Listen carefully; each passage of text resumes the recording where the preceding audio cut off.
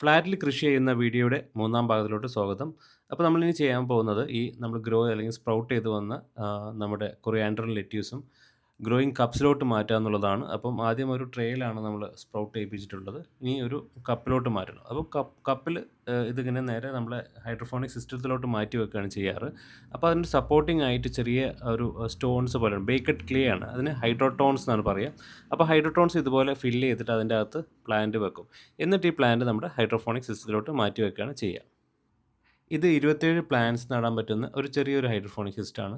ഇതുപോലെ തന്നെ ഇതിൻ്റെ മൾട്ടിപ്പിൾ ലെയേഴ്സ് ആയിട്ടുള്ള സിസ്റ്റങ്ങൾ അവൈലബിൾ ആണ്. അതിൽ ഏകദേശം 81 അതുപോലെ തന്നെ കൂടുതൽ പ്ലാന്റ്സ് നമുക്ക് നടാൻ പറ്റും. ഇത് ചണ്ഡീഗഡ് ബേസ്ഡ് ആയിട്ടുള്ള പിൻഫ്രഷ് എന്നൊരു കമ്പനിയുടെ ഒരു ഹൈഡ്രോഫോണിക് സിസ്റ്റമാണ്. റഫ്ലി ഒരു 4000 5000 റുപ്പീസ് ഇതിന് വരുന്നുണ്ട് ഈ സിസ്റ്റത്തിന്, എൻ്റയർ സിസ്റ്റത്തിന് വിത്ത് ഗ്രോയിങ് മീഡിയ എല്ലാമായിട്ട്.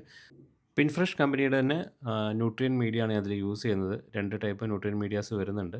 അതിൻ്റെ ഡീറ്റെയിൽസ് വേണമെങ്കിൽ ഞാൻ നിങ്ങൾക്ക് ഷെയർ ചെയ്ത് തരാം. അപ്പോൾ അതാണ് നമ്മൾ യൂസ് ചെയ്യുന്നത്. കുറേ കാലമായിട്ട് യൂസ് ചെയ്തിട്ട് അപ്പോൾ അതിൻ്റെ എഫക്റ്റീവ്നെസ് എത്രയാണെന്ന് നമുക്ക് നോക്കാം. നമ്മൾ ഒഴിച്ച ന്യൂട്രിയൻ മീഡിയയുടെ കോൺസെൻട്രേഷൻ ഒരു TDS മീറ്റർ വെച്ചിട്ടാണ് മെഷർ ചെയ്യേണ്ടത്.